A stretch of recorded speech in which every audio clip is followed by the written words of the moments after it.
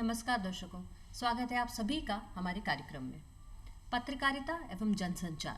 पत्रकारिता जो देश के एक मजबूत स्तंभ के तौर पर मानी जाती है। पत्रकारिता जो देश की जन जन की अभिव्यक्ति को प्रखर तौर से सशक्त माध्यम के तौर पर अभिव्यक्त करने का एक मजबूत साधन है। न सिर्फ ये समाज का आईना है, वरन समाज में ऊर्जा भरने का एक सशक्त साधन भी है।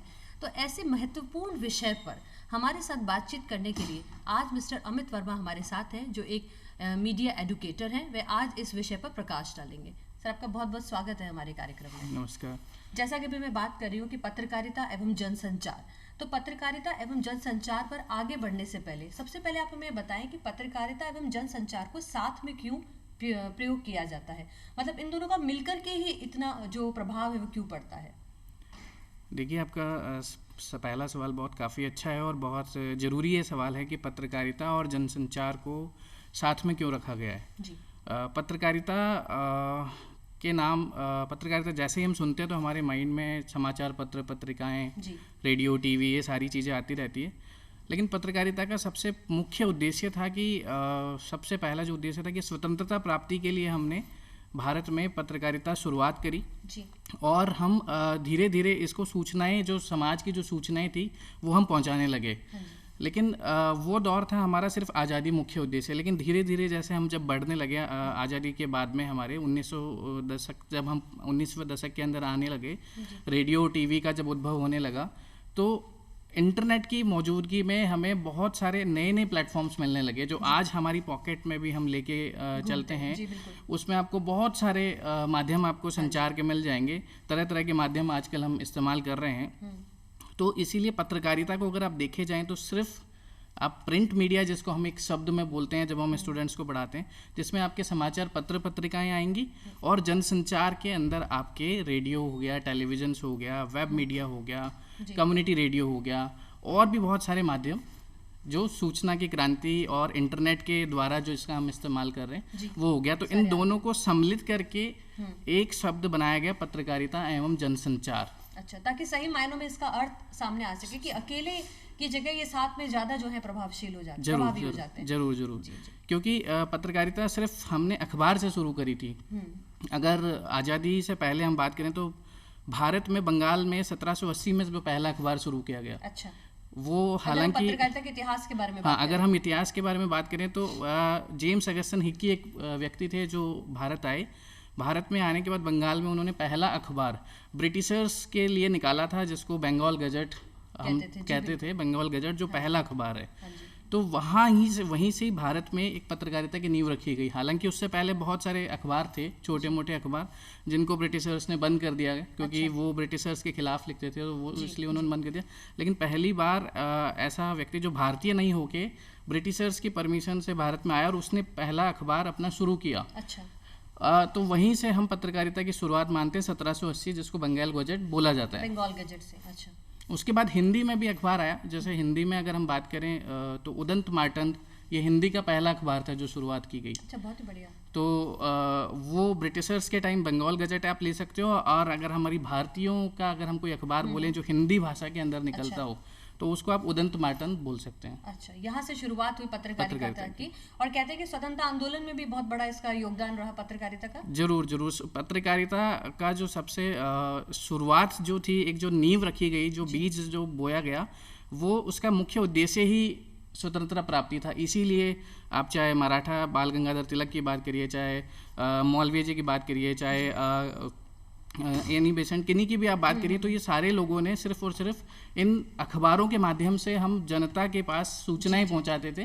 और ज़्यादा माध्यम भी नहीं थे। हाँ, सिर्फ अखबार। वहाँ अखबार भी आज की तौर में अगर हम देखें तो बहुत बड़े अखबार होते हैं, लेकिन पहले सिर्फ एक पेज का या हाफ पेज का, जिस तरीके से आज हम पंपलेट या एक लीफलेट देख रहे हैं, उससे पे एक सिंगल पेज होता था, तो वो एक अखबार था। आज तो हमारे पास में करीब करीब 30 पन्ने 40 पन्नों के अखबार होते हैं, लेकिन पहले ऐसा नहीं था। हाँ, वही उसका जो तरीका है वो बदल गया है, बहुत बदल विस्तृत गया। उसने क्षेत्र ले लिया, लेकिन पहले इसका इतना ही प्रभाव जो था बहुत था। बहुत। अब हम बात करें पत्रकारिता के बारे में, आपने बताया, आपने उसके इतिहास पे थोड़ा सा परिचय दिया। अब हम जनसंचार की बात करते हैं, क्योंकि हम दोनों ही विषयों पे जब पूछ रहे हैं, तो जनसंचार क्या है और इसके माध्यमों में आपकी तरफ से क्या सशक्त माध्यम आप समझते हैं? क्योंकि पहले जो माध्यम थे वो कुछ अलग थे, अब जो है जनसंचार के माध्यम थोड़े अलग हैं, तो आप दोनों के बारे में हमें तुलनात्मक अध्ययन से आप भी बता सकते हैं। देखिए, आपने जो शब्द इस्तेमाल किया जनसंचार, जी। जनता और संचार, जो हम जिस जनता से संचार करते हैं, तो जनसंचार में आप उस माध्यम को इस्तेमाल कर रहे हैं जहाँ पे आप एक समय में बहुत सारे लाखों करोड़ों लोगों, अनगिनत लोगों तक अपना संचार कर रहे हैं, पहुंचाना चाहते बहुत। आपको अगर मैं उसका मुख्य अगर उसके माध्यमों पे जाऊं तो रेडियो और टीवी। जैसे रेडियो से हम अनगिनत लोगों तक हम बातचीत करते हैं, टीवी से हम अनगिनत, हमें नहीं पता कि अभी अगर हमारा ये प्रोग्राम है वो कितने लोग देख रहे हैं। जी, बिल्कुल। तो उसी तरीके से जनसंचार के माध्यम में जब 1927 में रेडियो की शुरुआत हुई, 1959 में जब टीवी हमारे भारत में आया, दूरदर्शन की स्थापना हुई, तो ये हमारे मुख्य माध्यम हो गए जनसंचार के। और आज के दौर को अगर मैं बात करूं तो जितने भी आप इसकी मैगजीन्स आप देखते हैं, जितने भी आप वेबसाइट्स देखते हैं, जितने भी आप एप्लीकेशंस देखते हैं, ये सारे जनसंचार के माध्यम हैं। जी, अब तो मतलब काफ़ी एक्सपेंड हो चुका है अभी। तो अगर मैं एक छोटा सा आंकड़ा आपको दूं तो 100,000 प्लस तो हमारे पास में पब्लिकेशंस हैं। अच्छा। 100,000 प्लस, बहुत सारे हैं। जो हालांकि इनका ब्यौरा रखता है हमारे पास RNI है, registrar newspaper association of India, वो इसका ब्यौरा पूरा रखता है। अगर उनकी परमिशन के बिना आज हम कोई पत्रिका या अखबार शुरुआत नहीं कर सकते। ये सारी चीज़ें जो पत्रकारिता के विद्यार्थी वो पढ़ने को मिलता है, कुछ नियमावली, कुछ। हाँ, क्योंकि पहले ऐसा ये अगर मैं बोलूँ तो आज़ादी से पहले ऐसा था कि बिना परमिशन आप निकाल सकते हो, लेकिन आज़ादी के बाद हमने सूचना एवं प्रसारण मंत्रालय बनाया, फिर हमने RNI बनाया, तो वहाँ हमको परमिशन लेनी पड़ती है। तो वहाँ पे जो आंकड़ा है 100,000 से अबव, आप अगर रेडियो स्टेशंस की बात करें तो अराउंड 900 प्लस रेडियो स्टेशन से छोटे बड़े सारे। और आप अगर कॉलेजेस की बात करें, यूनिवर्सिटी, वो आपके करीब 973 से ऊपर हमारे पास में कॉलेज और यूनिवर्सिटीज हैं। तो हम आज हमारे पास में बहुत बड़ा आंकड़ा है देखा जाए तो, मीडिया एजुकेशन बोले या मीडिया का। और पत्रकारिता के ऊपर अगर हम बात करें, जैसे आपने जनसंचार के हमें माध्यम बता दिया, अब वही हम पत्रकारिता के प्रकारों पर भी बात करें। पत्रकारिता में कैसे कैसे प्रकार होते हैं, किस किस तरह की पत्रकारिता होती है? देखिए, पत्रकारिता को पहले हम समझेंगे, पत्रकारिता हमारे समाज की क्या समस्या है उसको खोजें और उस समस्या को सही आंकड़ों के अंदर पहुंचाए, और सही आंकड़ों के अंदर पहुंचाते हुए एक समाज को नई दिशा और दशा प्रदान करें। वो एक सच्ची पत्रकारिता है। पत्रकारिता के बहुत सारे प्रकार आपको देखने को मिलते हैं। जैसे आप खोजी पत्रकारिता काफ़ी फेमस है, जिसको आप स्टिंग जर्नलिज्म भी बोलते हैं। आर्थिक पत्रकारिता बात करते हैं, स्पोर्ट्स जर्नलिज्म आप बोल सकते हैं, खेलकूद वाली पत्रकारिता है। महिला एवं बाल विकास आप ले सकते हैं, जिसमें महिलाओं और इनकी आप बच्चों से रिलेटेड जो भी करते हैं। तो ऐसे आज हमारे पास में बहुत सारे कंटेंट्स हैं जो डिफरेंट एरिया पे हम हमारे रीडर्स को, क्योंकि रीडर हमारा क्या पढ़ना चाहता है उसके अकॉर्डिंग आज हमने बहुत सारे डिवाइडेशंस कर रखे हैं पत्रकारिता के। तो लेकिन अगर हम मुख्य पत्रकारिता के प्रकार की बात करें तो खोजी पत्रकारिता, आपका आर्थिक पत्रकारिता, महिला पत्रकारिता और आपका ये क्राइम रिपोर्टिंग जिसको आप बोलते हैं। तो इस तरीके से ये मुख्य हैं जो सबसे ज़्यादा यहाँ हमारे देखे और पढ़े जाते हैं। अच्छा, ये साथ ही साथ मुझे ऐसा महसूस हो रहा है जो समाज की दशो दिशा चल रही है, मतलब समाज में जितने विभाग या वर्ग विभाजित होते जा रहे हैं उसी के अनुरूप पत्रकारिता भी विभाजित होती जा रही है। मतलब खेल कूद है तो समाज में हमें पत्रकारिता चाहिए होगी, ठीक उसी तरीके से ही होता जा रहा है। हाँ, साथ में ये क्योंकि अब जो पत्रकारिता है, हम हमारे टारगेट ऑडियंस, एक वर्ड हम बोलते हैं कि हमारी टारगेट ऑडियंस क्या है। तो हमारी टारगेट ऑडियंस को ध्यान में रखते हुए हम उन सारे समाज के सभी वर्गों को एक समान प्रकार की सूचना प्रदान करने के लिए हमने इन प्रकारों को निर्धारण किया। और हम उनके अकॉर्डिंग, जैसे आज अगर मुझे राजनीति पढ़नी है तो मैं राजनीति के पक्ष को पढ़ूंगा, या उसी के उसके संबंध में जो भी मुझे अखबार में जो भी छपा है या फिर न्यूज़ चैनल्स पे जो भी कंटेंट आ रहा है वो देखूंगा, रेडियो पे जो प्रोग्रामिंग आ रही है वो मैं सुनूंगा। किसी को खेलकूद पसंद है, किसी को जुडिशरी से रिलेटेड चीज़ें पसंद है, किसी को इंटरनेशनल रिलेशंस काफ़ी पसंद है, किसी को ऑटोमोबाइल या गैजेट्स पसंद है। तो हर एक वर्ग को ध्यान में रखते हुए नई नई तरह की पत्रकारिता है। और आज के दौर में इंटरनेट के आने से तो और भी बहुत सारे प्रकार आ चुके हैं। ये वेब पत्रकारिता जैसे एक नया ये टर्म है जिसके अंदर शायद मतलब इंटरनेट के थ्रू भी पत्रकारिता हो रही है। हाँ, वेब पत्रकारिता एक नया इंटरनेट के माध्यम से हम नई पत्रकारिता का एक तरीके से जन्म हुआ है, जिसको सोशल मीडिया भी आप बोलते हैं। और पत्रकारिता का ही एक थोड़ा सा रूप बदल गया है। मैं पिछले वाले सवाल में आपको बताना भूल गया, मोजो एक टर्म आया, मोबाइल जर्नलिज्म। तो मोबाइल जर्नलिज्म के थ्रू हम क्विकली हमारी जो भी रिपोर्टिंग है, जहाँ पे भी जो भी रिपोर्टिंग हमें करनी है, जो भी सूचनाएं हमें पहुँचानी है, तो हम हाथों हाथ उस मोबाइल से लाइव करते हैं और वेब मीडिया के थ्रू दर्शकों तक पहुंचाते हैं। तो अब जो समय था कि हमने सूचनाओं को इकट्ठा किया, फिर हम उसको लेके गए, फिर एडिटिंग करी, फिर हमने उसमें वॉइस ओवर किया और बहुत सारे बदलाव करके हम दर्शकों तक जब पहुंचाते हैं तो उसमें थोड़ा सा समय लग जाता है। लेकिन वेब मीडिया के आने से और जो मोबाइल जर्नलिज्म के आने से दर्शक हाथों हाथ जिस तरीके से आप जो ग्राउंड पे देख रहे हैं वो आपका दर्शक देख रहा है। मतलब समय के साथ पत्रकारिता ने अपने आप को बदल लिया है। कहते हैं ना, समय के साथ जो परिवर्तन हर क्षेत्र में हो जाना चाहिए, तो पत्रकारिता ने उसे बहुत जल्दी अपने अंदर एक्सेप्ट कर लिया है। जरूरी है समय के साथ अपने आप को भी बदलना, और उसी तरीके से पत्रकारिता ने भी मैं कहना चाहूँगा बदला तो नहीं है, लेकिन एक्सपेंड करा है अपने एरिया को। क्योंकि पत्रकारिता अगर बदल गई तो फिर क्योंकि चौथा स्तंभ हम मानते हैं, तो पत्रकारिता को और एक पत्रकार को बदलना नहीं चाहिए। महात्मा गांधी का एक शब्द है काफ़ी अच्छा कि वो कहते हैं कि हालांकि समाज में पत्रकारिता में लिखने की कोई ज़रूरत नहीं है, लेकिन जो लिख रहे हैं उसको सही लिखने की ज़रूरत है। तो यही कितना एक अच्छी लाइन है कि आपको ऐसा कुछ बढ़ा चढ़ा के या कुछ ऐसा कुछ लिखना नहीं है, लेकिन अगर फिर भी आप लिख रहे हैं पत्रकारिता में, जो भी सूचना पहुंचा रहे हैं उसको आपको सही लिखने की जरूरत है। जी जी जी, समाज का आईना भी बने, साथ में समाज के अंदर शक्ति भी आप ही बनने वाले हैं। जरूर। अब जब आपने ये बात करी तो इसी से मुझे एक सवाल ऐसा लगता है कि एक पत्रकार का फिर वाकई उद्देश्य क्या होता है, उसके प्रति जो उसकी जिम्मेदारी जो बनती है, दायित्व जो बनता है, वो क्या बनता है वास्तविक तौर पर? देखिए, पत्रकार की जिम्मेदारियां काफ़ी अहम है। जिस तरीके से जो हमारे 3 और स्तंभ है, उसी तरीके से चौथे स्तंभ में पत्रकार जब एक संस्था में जब नौकरी कर रहा है या पत्रकारिता के अपने कर्तव्य को निभा रहा है, तो उसका सबसे पहला उद्देश्य है कि वो जो भी सूचना है या जो भी वो जिस रिपोर्टिंग के अंदर है, जैसे हमने इतने सारे पहलू की बात करी, तो पत्रकार जब दाखिल होता है किसी संस्थान के अंदर, तो वो स्पोर्ट्स में जा रहा है या इंटरनेशनल रिलेशन में जा रहा है या पॉलिटिक्स में जा रहा है, तो जिस भी एरिया में अपने इंटरेस्ट के अकॉर्डिंग जा रहा है, तो सबसे पहले वहाँ सही और एकदम एक्यूरेट इन्फॉर्मेशन के साथ में सूचना पहुँचाए। ऐसा नहीं कि कुछ चीज़ें उसने किसी अपने स्वार्थ या किसी और स्वार्थ के लिए बदल दी है। जो भी स्थिति है उसको एज इट इज दर्शकों तक पहुँचाए, कुछ बदलाव करने की ज़रूरत नहीं है। और जो क्योंकि पत्रकार को हमेशा फील्ड के अंदर रहना बहुत ज़रूरी है। हम किसी संस्थान में या किसी जगह रहने, हालांकि इंटरनेट के आने से कई बार मैंने देखा है कि लोग जो भी सूचनाएं मिलती हैं उसी को वो एक्सपेंड करके अपना रिपोर्टिंग कर लेते हैं या फिर जो भी उनका ड्यूटी है वो कर लेते हैं। ऐसा नहीं करना चाहिए। आप फील्ड में जाइए और दोनों पक्षों के सुनिए। कई बार होता है कि मैं फील्ड के अंदर गया और मैंने एक ही पक्ष को सुना और उसके आधार पे मैंने कहानी लिख दी है, सूचना लिख दी और उसको मैंने दर्शकों तक पहुंचा दी। ऐसा नहीं करना चाहिए। पत्रकार की पहली ड्यूटी है कि आप दोनों पक्षों को सुने, जिसके साथ हुआ है वो भी, और जो उसमें उसके दोनों पक्ष, जो पक्ष और विपक्ष दोनों को सुनने के बाद में अपनी खबर को बनाएं। उसकी सूचना जो है उसका आधार मुख्य तौर पे सत्य होना चाहिए। सत्य होना चाहिए। और हम एक चीज़ बताते हैं पत्रकारिता के बच्चों को कि आपको बायस नहीं होना चाहिए, आपको सिंगल साइड स्टोरी नहीं लिखनी चाहिए। तो इसीलिए आपको दोनों पक्षों को ज़रूर सुनना चाहिए। मे बी आप उनको सुनने के बाद में क्या लिखना चाह रहे हैं ये आपका अधिकार है, लेकिन आपको ज़रूर उनको मौका देना चाहिए। जब आपने जिक्र किया कि आप बच्चों को बता रहे हैं, तो वहीं से मुझे ख्याल आया कि बहुत से बच्चे हमारा कार्यक्रम भी ज़रूर देखेंगे और उनके मन में सवाल आएगा कि अगर वो पत्रकार बनना चाहें या इस क्षेत्र में अपना करियर बनाना चाहें तो उसके लिए कौन से कोर्सेज अवेलेबल है?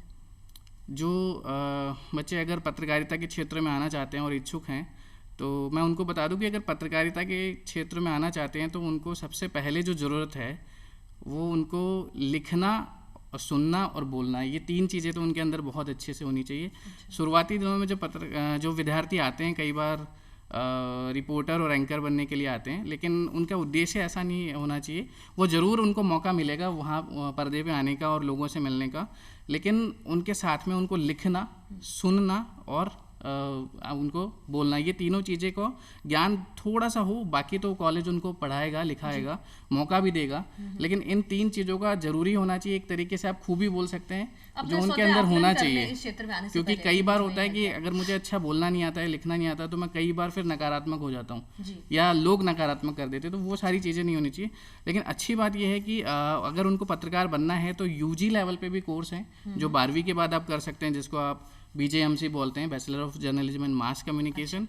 और जो ग्रेजुएशन कर चुके हैं उनके लिए आपके पास में MJMC है, जिसको आप master of journalism and mass communication बोलते हैं। तो ये 2 तरह के कोर्स करके आप एक पत्रकार बन सकते हैं और किसी पत्रकारिता संस्थान को ज्वाइन कर सकते हैं। अच्छा, और ये जो आप बता रहे हैं BJMC और MJMC जो आप कोर्सेज बता रहे हैं, इनके अंदर ऐसे कौन से विषय पढ़ाए जाते हैं जिससे कि कोई भी बालक या बालिका जो वहाँ पत्रकार के तौर पर तैयार होने गया है, उन विषयों को पढ़कर वो समाज को सर्व करने के लिए रेडी होता है? देखिए, अगर आप BJMC के अंदर जा रहे हैं तो BJMC एक तरीके से बेस है किसी भी शिक्षा का। तो पत्रकारिता की डिग्री का BJMC बेस है, एक तरीके से आधार है।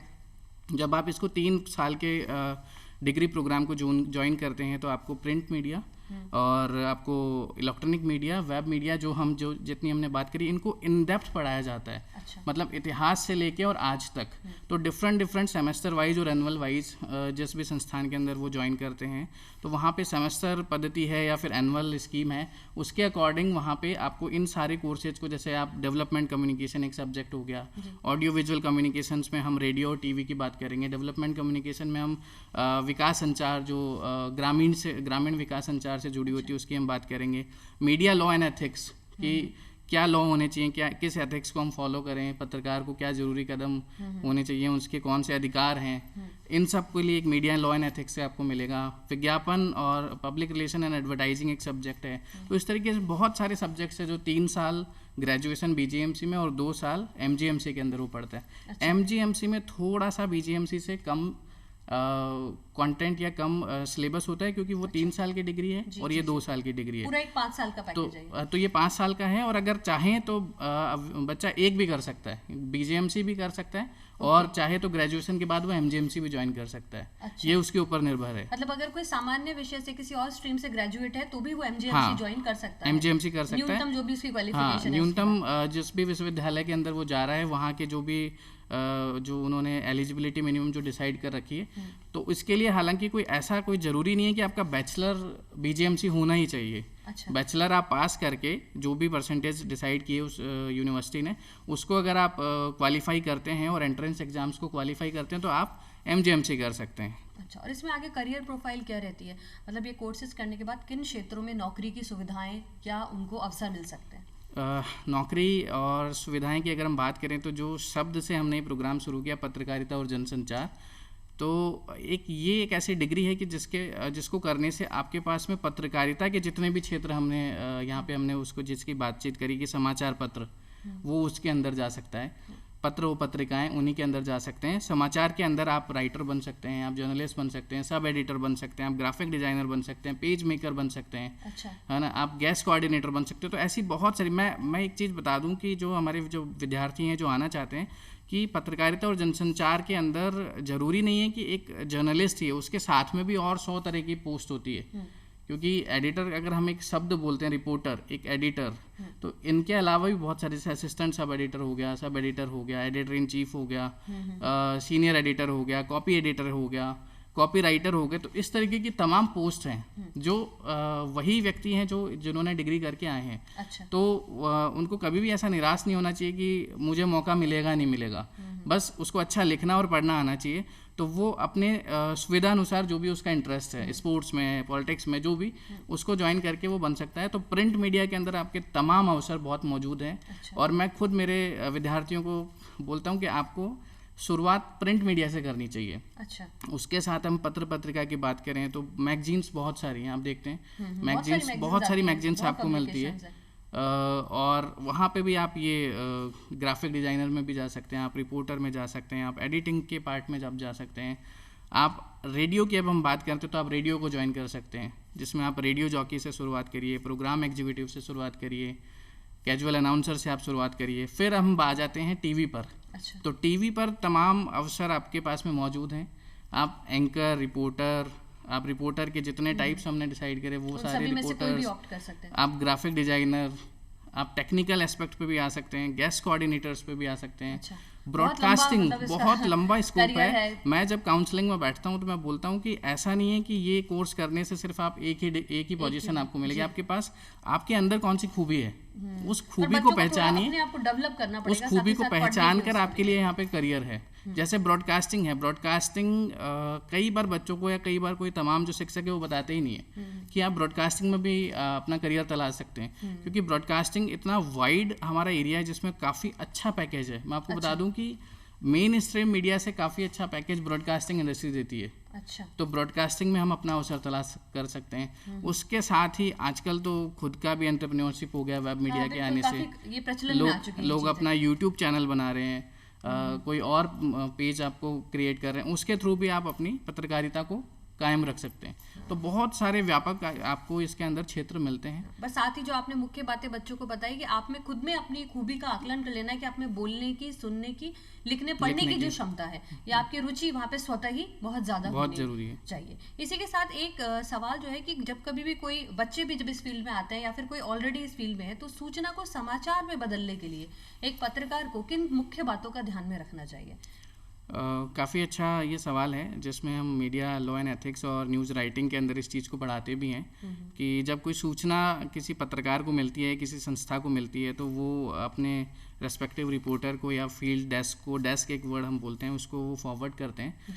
फिर जो भी सूचना मिली, चाहे रिपोर्टर गया फील्ड में या फिर कहीं किसी नागरिक ने आपको पहुंचाई है, जैसे ही आपको सूचना प्राप्त हुई है तो आप उस सूचना को पूरा पढ़ने और सुनने के बाद में, देखने के बाद में आप उसको, अगर प्रिंट मीडिया के लिख रहे हैं तो एक स्टाइल हम पढ़ाते हैं बच्चों को, इन्वर्टेड पिरामिड स्टाइल। तो इन्वर्टेड पिरामिड स्टाइल के अंदर क्या होता है कि आपको सबसे इम्पॉर्टेंट बात पहले रखनी है, जिसको आप 5W+1H भी एक हम फॉर्मूला बताते हैं। अच्छा। कि आप खबर लिखते हैं, आप जब आप देखते होंगे कि खबर कब, कहाँ, कैसे और क्यों, इन मुद्दों पर निर्धारित होनी चाहिए। आप कहानी ना लिखिए, वरना क्योंकि हमारे पास एक तो टाइम और स्पेस का बहुत लिमिटेड है। हम कहानी लिखेंगे कि ऐसा हो गया, इतनी बजे ये हुआ, इतने लोग इकट्ठे हुए, तो उस तरीके की कहानी दर्शकों को या आपके पाठक को पहुंचानी नहीं है, आपको मेन सूचना देनी है। तो जब पत्रकार की जिम्मेदारी है कि सूचना को न्यूज में कन्वर्ट करने के लिए वो 5W+1H को फॉलो करे, कब, कहाँ, कैसे और क्यों, और उसके आधार पर सबसे ज़रूरी बात पहले रखे, फिर उससे थोड़ी सी कम ज़रूरी बात रखे और फिर कंक्लूजन पे आ जाए। तो इस तरीके से इन फार्मूला को, इन स्ट्रक्चर को ध्यान में रख के हम खबरों को लिखते हैं। अच्छा। और आप अखबार देखिए या टीवी देखिए, आपको यही सब स्ट्रक्चर के अंदर आपको खबरें मिलेंगी। ना आपको खबर से इधर जाना है, ना आपको खबर से उधर जाना है। इसे दूसरे शब्दों में मुझे लगता है कि संक्षिप्त पर संपूर्ण जो आपकी बात होनी चाहिए वो हो जाए, जिससे कि आप जो भी कहना चाहते हैं वो जनता तक वो आपकी बात पहुंच जाए, जनता तक पहुंचे। साथ ही ये जब हम सूचना से समाचार पे पहुंचे हैं तो इसी के साथ सूचना के विस्फोट भी बहुत हो रहे हैं। हर व्यक्ति लिख रहा है, हर व्यक्ति अपनी बात पहुंचा रहा है, जनसंचार के माध्यम भी बहुत सारे हो गए। अब जब इस सूचना का विस्फोट होता है तो उसमें काफी आवश्यक सूचनाएं होती हैं, काफी अनावश्यक सूचनाएं होती हैं। कैसे तो उन्हें रोका जाए, ये कितना जरूरी है और ये क्यों हो रहा है? देखिए, इंटरनेट और सूचना क्रांति के आने के बाद में कई सारे लोग पत्रकार बन चुके हैं है ना। उनके पास में जेब में माध्यम मौजूद है और उन्होंने जहाँ पे भी वो उपस्थित हैं वहीं से उन्होंने अपनी पत्रकारिता शुरुआत कर दी, न्यूज़ स्प्रेड करना स्टार्ट कर दिया। उनको नहीं पता कि खबर कैसे लिखनी है और क्यों लिखनी है और किस तरीके से भेजनी है। जो भी हमें रिसीव हुई है, हमने एज इट इज उसको आगे हमने भेज दिया है। तो सूचनाओं का विस्फोट इस सूचना क्रांति के कारण हुआ है। सबसे पहले तो जो सूचना की क्रांति इंटरनेट के आने से, क्योंकि आप जो भी हम प्लेटफॉर्म्स को यूज कर रहे हैं, जो भी हम सोशल मीडिया के प्लेटफॉर्म्स को हम यूज कर रहे हैं, तो वहाँ पे हम जाने अनजाने या फिर बिना सोचे समझे जो भी सूचना हमको मिलती है हम उसको एज इट इज फॉरवर्ड कर देते हैं। वो बहुत गलत है और ऐसा नहीं करना चाहिए। हमें सबसे पहले जो भी सूचना हम भेज रहे हैं उसको ढंग से कम 10 बार पढ़ें कि क्या हम भेज रहे हैं, क्या नहीं भेज रहे हैं। और हालांकि इसकी वेरिफिकेशंस के लिए काफ़ी प्रयोग हो रहे हैं और काफ़ी ऐसे भारत के अंदर ऐसे जर्नलिस्ट को ट्रेन किया जा रहा है कि वो सूचनाओं को रीचेक करे और उस रीचेक करने के बाद में एक ट्रेनिंग वर्कशॉप्स हो रही है, ऑथेंटिक वर्कशॉप्स। उन वर्कशॉप को पत्रकार कर रहे हैं और पत्रकार के अलावा और भी लोग कर सकते हैं। उस करीब 1 महीने के कोर्स में आपको सिखाया जाता है कि जो भी सूचना आपको मिली है, कैसी भी सूचना जिस भी माध्यम से आपको प्राप्त हुई है, चाहे फोटो के फॉर्म में हुई हो, चाहे वीडियो के फॉर्म में हुई हो, चाहे टेक्स्ट के फॉर्म में हुई हो, आप उसको रीचेक कर सकते हैं। आप उस फोटो को रीचेक कर सकते हैं कि ये फोटो आज 2021 की है या 1921 की है। अच्छा, मतलब उसकी पूरी ऑथेंटिसिटी जो है वो देखी जाएगी, ऑथेंटिक है कि नहीं, और उसको सही तरीके से आगे बढ़ाने के लिए। हाँ। बहुत ही बढ़िया और बहुत ही मतलब इम्पोर्टेंट जानकारी आज आपने हमारे बच्चों को दी है और हमारे दर्शकों को दी है। पूरी मुझे उम्मीद है कि ये सारी जानकारी आपके बहुत काम आएगी। आज आप हमारे कार्यक्रम में आए, इसके लिए आपका बहुत बहुत धन्यवाद। जनसंचार के इसी माध्यम से मुझे बड़ी खुशी है कि आज हम पत्रकारिता और जनसंचार के बारे में आपको बता पाए हैं। यह इन्फॉर्मेशन से आप आगे बढ़ें और इस कोर्स को ऑप्ट करें, इसी उम्मीद के साथ आज हम इस कार्यक्रम से आपसे विदा लेते हैं। नमस्कार।